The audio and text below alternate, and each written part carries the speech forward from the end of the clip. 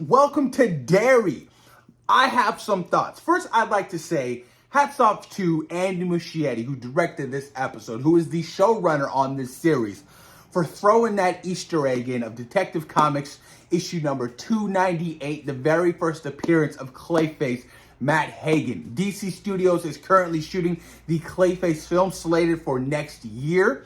And Andy Muschietti is still in the running to be directing Batman Brave and the Bold. Hats off. I love it. It's Warner Brothers. It's an IP. You know they're going to throw in all sorts of Easter eggs. Now, what did I think about the very first episode of It Welcome to Derry? I thought they did a great job establishing where we are at in Derry. I thought it was absolutely well paced. I like the fact that we got introductions to a whole new core group of characters that you thought you were ultimately going to love throughout this season. But by the end of this episode, these children are just murked off. I was like, holy shit, we're really going in there. The story kind of, it's based around this one child character called Maddie, who ends up going missing, and all the other kids are wondering what happened to him. At the very beginning of this episode, you guys, we know that, he's trying to leave Derry, so he's a hitchhiker on the road. He's like, I'm getting up out of Derry. I need to go. And, ends up hitchhiking with this particular family, and things turn very, very south. I mean, once that the daughter was, pulled out the liver and she was smelling it, I was like, okay, something is absolutely off about this family. The mom was pregnant, they're all acting weird, and she gives birth to this little demon baby, and it's just flying throughout the car, and ends up ultimately murking off Maddie, right? So he died at the very beginning of this episode. And then we got an introduction to the Hanlon family. I didn't put it together when I was looking through the trailers, and I didn't know who that character was until I saw the name on his suit. And he said Hanlon, Mike Hanlon. I believe that's his grandfather. I don't think that's his dad, because the timeline-wise, it really wouldn't add in. Because the Hanlon family, they've been in Derry since day one. That's why Mike never really wanted to leave, because his family, they have so much history within Derry. So I like the fact that we got an introduction to potentially his grandfather. Correct me if I'm wrong on that, but that's his grandfather, being in the U.S. military, moving to Derry, because he's going to be test piloting out a brand new, aircraft or whatever. But things slowly but surely, things start, happening. And, we get these weird soldiers who are like, geared up and like with these weird looking masks, but I'm curious to see where we're going to go with that particular storyline in the further episodes. But all in all, I thought it was good. I thought the character introductions to like the little girl, I forgot her name, excuse me.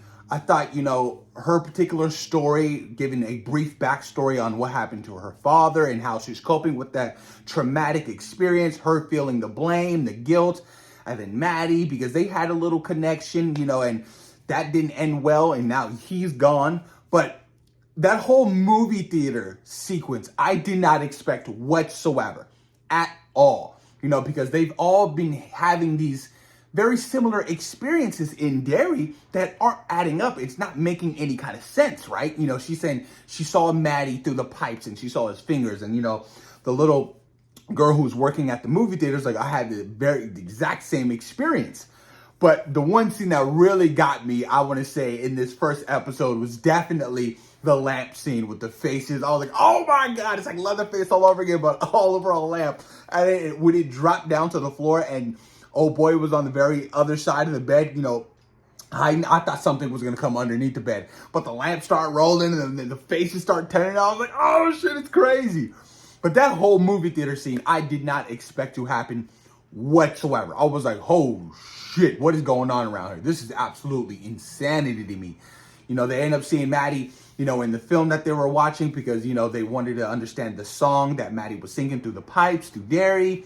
And all of a sudden he's in the motion picture, and he comes through, and the little demon babies in the theater just killed the 3 kids. I was like, what? What's going on here? I was like, this is crazy. Already these 3 kids got murked off. I was like, oh, we are officially in Derry again. So absolutely a hell of a surprise to end that very first episode. That just lets you know nobody is safe in Derry. in this season, which I like. There are risks, there's high stakes at hand. I guess this is a way of Andy Muschietti and the showrunners telling us, don't get attached to any characters. So now that I've seen this very first episode, I won't get attached to any of the characters, but I enjoyed it. I thought this was a very great pilot episode, you guys. I'm looking forward to episode 2 next week. Hella hyped about it. Really curious to see where they're going to take this second episode, especially with the Hanlon family, because I'm invested thus far in that family because, like I've stated, the Hanlon family has been in Derry for quite some time. If this is his grandfather, Mike's grandfather, the introduction to his dad and, further down the line. But let me know what you guys think about the very first pilot episode of It, Welcome to Derry. What was the highlight moment for you guys? Pennywise did not show up, which we already did know. He's not going to show up until further down the line. It's all about manifestations and your biggest, deepest fears, and him being able to manipulate that throughout the first couple of episodes before even showing up, I think is a brilliant idea, because when he does show up, you're like, oh shit, he's here, and it's scary. But let me know what you guys think in the comments down below. And of course, thank you guys for taking time out of your day for watching C-Roll Productions. Peace.